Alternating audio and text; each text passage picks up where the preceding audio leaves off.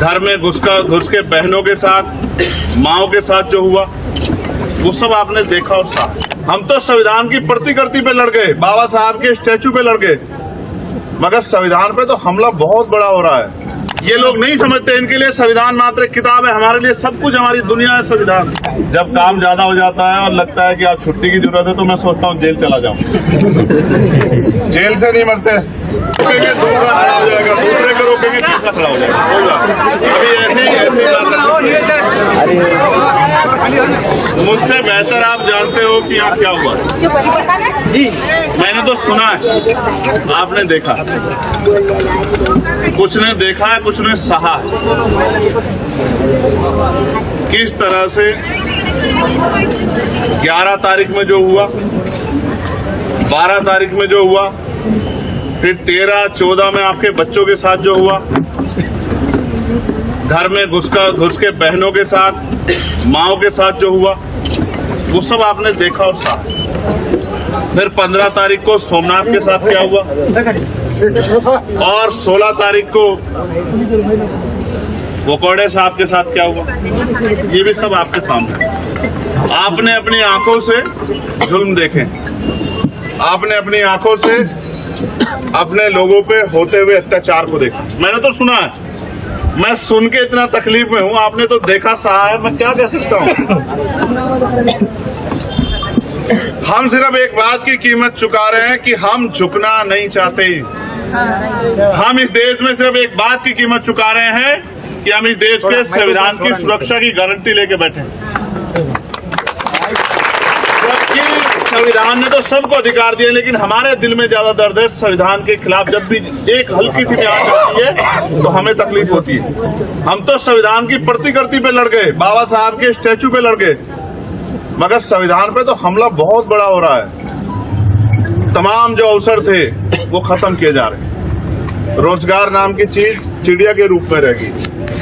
महंगाई ने कमर तोड़ दी, नौजवान पढ़ा लिखा बेरोजगार घूम रहा, घर में खाने को लोगों के पास रोटी नहीं, कोई सुनने को नहीं है। पहले अवसर थे, आरक्षण की वजह से कुर्सियों पर बैठ जाते थे हमारे लोग, आज उन नौकरियों को निजीकरण करके खत्म किया जा रहा है।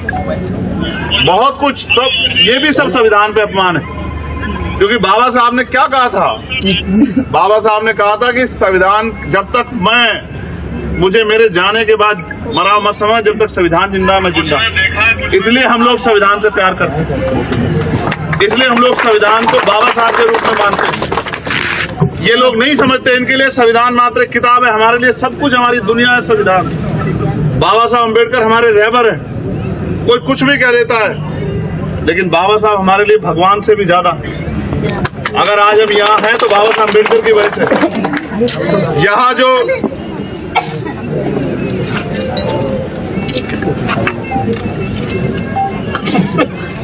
फिर क्यों कहते हो कि हमें मार दिया किसी ने?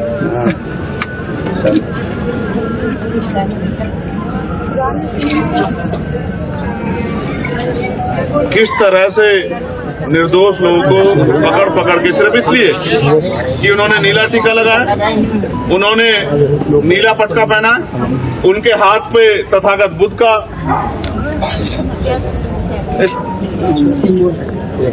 टैटू बना हुआ है, उनके हाथ पे मां मानव लिखा हुआ है, उनके हाथ पे जय भीम लिखा हुआ है, उनकी बाजू पे बाबा साहब अम्बेडकर का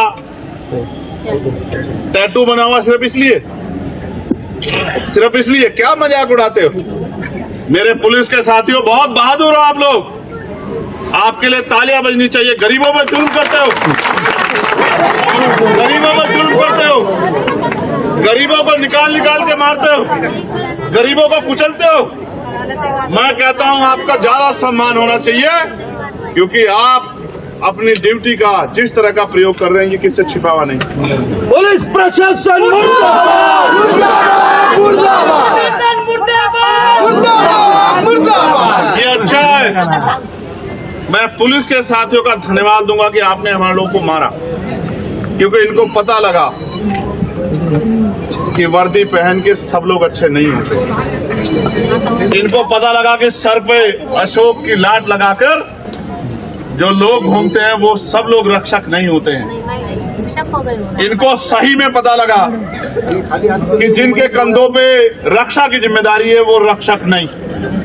अच्छा किया आपने इनको मारा, लेकिन आपको ये नहीं पता कि आपने किस क्रांति को जन्म दिया। परभनी में आपको एहसास नहीं है। भाई आजाद चंद्रशेखर अब संघर्ष करो, हम तुम्हारे साथ हैं। आपको नहीं पता क्योंकि मैं उनसे मिल के आया हूँ जो जेल से होके आए। मैं जब पहली बार जेल गया था तो लगता था कि जेल जाके पता नहीं क्या हो जाएगा, डरता था। लेकिन जब 16 महीने जेल में रहा और बाहर आया तो मैं कहता हूँ कि कभी अब जेल घूमने जाने का मन। जब काम ज्यादा हो जाता है और लगता है कि आप छुट्टी की जरूरत है तो मैं सोचता हूँ जेल चला जाऊँ। जेल से नहीं मरते, ना हम जेल से डरते, ना जेल हमें डरा सकती, ना हमें जेल मार सकती। हम बाबा साहब अम्बेडकर के सिपाही, हम फूले साहू के सिपाही, हम पेरियार के सिपाही, काशीराम के सिपाही जेल मुकदमों से नहीं डरते। जितना ये हमारे लोगों पे जुल्म करेंगे उतना हमारे लोग संघर्ष करने के लिए तैयार। क्या बाबा साहब ने लाठी नहीं खाई? महाराष्ट्र सत्याग्रह में बाबा साहब ने अपमान सहा। हम उन्हीं के औलाद हैं, हम उन्हीं के अनुयायी, हम उनकी संतान है। हम भूलेंगे नहीं इस अपमान को। हम सहन करने वाले नहीं भैया। पुरुषों को लाठियां लगी, नौजवानों को, वो संघर्ष करने के लिए आए, मैं एक्सेप्ट करता हूँ। लेकिन बहनों को लाठियां मारोगे? गलत बात करी उन्होंने। ये किसी भी कीमत पे स्वीकार्य नहीं।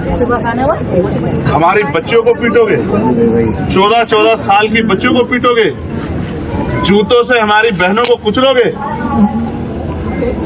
धिक्कार है तुम पे, तुम्हारी बहादुरी पर धिक्कार है पुलिस के साथियों। और मैं तुम्हारी गलती इसलिए कम मानता हूँ क्योंकि पुलिस तो सरकार की होती है, जिनकी सरकार है ये उन्होंने करवाया।